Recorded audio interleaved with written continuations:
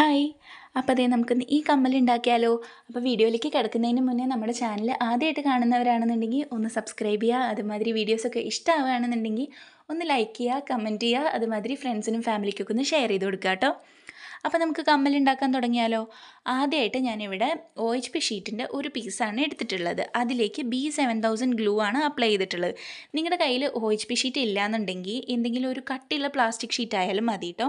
അതിലേക്ക് 2 type kundan stones ആണ് നമ്മളിപ്പോൾ ഒട്ടിച്ചു കൊടുക്കുന്നത്. ഒന്ന് റൗണ്ട് ഷേപ്പിലുള്ള കുഞ്ഞു കുന്തൻ സ്റ്റോണും അതിന് ചുറ്റും ടിയർ ഡ്രോപ്പ് ഷേപ്പിലുള്ള കുന്തൻ സ്റ്റോൺസുമാണ് ഈ ഒട്ടിച്ചെടുത്തിട്ടുള്ളത്.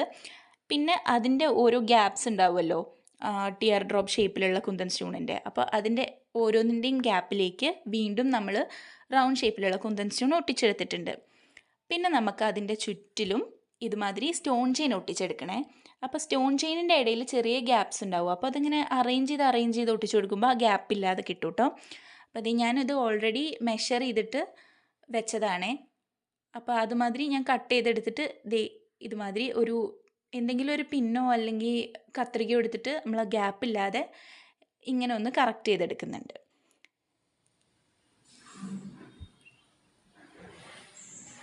പിന്നെ നമുക്ക് ഇത് ഒരു ഹെക്സഗൺ ഷേപ്പിലാണ് കിട്ടുക. അപ്പോൾ അതിൻ്റെ ഒരു എൻഡിൽ നിന്ന് നമുക്ക് സ്റ്റാർട്ട് ചെയ്യാം കേട്ടോ. അപ്പോൾ അതിൻ്റെ ഒരു എൻഡിലേക്ക് ഞാൻ ടിയർ ഡ്രോപ്പ് ഷേപ്പിലുള്ള കുന്തൻ സ്റ്റോൺ ഒട്ടിച്ചിട്ടുണ്ട്. പിന്നെ അതിൻ്റെ അപ്പുറമായിട്ട് വൈറ്റ് കളേർഡ് കുന്തൻ സ്റ്റോൺ. അങ്ങനെ ആ ഒരു പ്രോസസ്സ് റിപ്പീറ്റ് ചെയ്ത് പോവാം കേട്ടോ. നിങ്ങൾക്ക് കമ്മലിന് എത്ര വീതി വേണമെന്ന് വെച്ചാൽ അതിനനുസരിച്ചിട്ട് ചെയ്തെടുക്കാം. അപ്പോൾ എനിക്ക് ഇത്ര വീതി മതി തോന്നി, അപ്പോൾ ഞാൻ ഇത്ര വരെ ചെയ്തിട്ടുള്ളൂ. ഇനി നമുക്ക് സ്റ്റഡ് ചെയ്തെടുക്കാം. സ്റ്റഡിനായിട്ട് ഞാനിവിടെ ഒരു ടിയർ ഡ്രോപ്പ് ഷേപ്പിലുള്ള കുന്തൻ സ്റ്റോണിൻ്റെ ചുറ്റിലും ഒരു പകുതി പോർഷനോളം സ്റ്റോൺ ചെയിൻ ഒട്ടിച്ചു കൊടുക്കുകയാണ് ചെയ്തിട്ടുള്ളത്. ഇനി നമുക്കിത് ഡ്രൈ ആയതിന് ശേഷം ഒന്ന് കട്ട് ചെയ്തെടുക്കാം കേട്ടോ. ആ OHP ഷീറ്റ് ഒന്ന് കാണാത്ത രീതിക്ക്. അപ്പോൾ കട്ട് ചെയ്തെടുത്തിട്ടുണ്ട്. പിന്നെ നമുക്ക് ആ ഹാങ്ങിങ് പോർഷനിൽ താഴെ ബീഡ്സും കൂടെ അറ്റാച്ച് ചെയ്ത് കൊടുക്കുന്നുണ്ട്. അതിനായിട്ട് ഞാൻ ഒരു ഹെഡ് പിൻ എടുത്ത് അതിലേക്ക് വൈറ്റ് ബീഡ് ഇട്ടിട്ട് അത് ആ വൈറ്റ് കളേർഡ് കുന്തൻ സ്റ്റോൺ ഉണ്ടല്ലോ താഴെ ഒട്ടിച്ചത്, അതിൽ ഓരോ വൈറ്റ് സ്റ്റോണിൻ്റെ താഴെയായിട്ട് ഞാൻ ഈ ബീഡ് ഒട്ടിച്ചു കൊടുക്കുകയാണ് ചെയ്യുന്നത്. അപ്പോൾ ഇതുമാതിരി ഓരോന്നായിട്ട് ഒട്ടിച്ചു കൊടുക്കാം.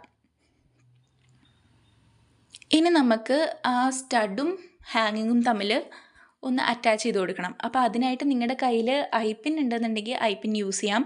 എൻ്റെ കയ്യിൽ ഐപ്പിൻ ഇല്ല, അതുകൊണ്ട് തന്നെ ഞാൻ ഹെഡ് പിന്നിൻ്റെ ഒരു പീസ് എടുത്തിട്ട് അതിങ്ങനെ ബെൻഡ് ചെയ്ത് കൊടുത്തിട്ട് ഒരു യു ഷേപ്പിലാക്കിയിട്ട് അതാണ് കേട്ടോ ഇവിടെ യൂസ് ചെയ്യുന്നത്.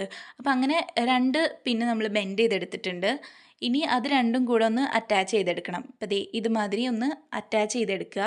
എന്നിട്ട് പ്ലയർ വെച്ചൊന്ന് സെക്യൂർ ചെയ്യുക. ഇനി അതിൻ്റെ ഒരു പോർഷൻ നമ്മുടെ ഹാങ്ങിങ്ങിൻ്റെ മേലേക്കും അതുമാതിരി ഒരു പോർഷൻ സ്റ്റഡിൻ്റെ മേലേക്കും ആക്കിയിട്ട് ഒട്ടിച്ചു കൊടുക്കുക കേട്ടോ. അപ്പോൾ ഇതുമാതിരി ഒട്ടിച്ചെടുത്തിട്ടുണ്ട്. ഇനി നമുക്ക് സ്റ്റഡ് ബേസ് വെക്കാം.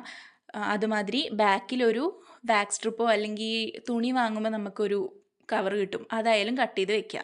അപ്പോൾ നമ്മൾ കമ്മലിൻ്റെ വർക്ക് ഇവിടെ കംപ്ലീറ്റ് ആയിട്ടുണ്ട്. Thanks for watching. ബൈ.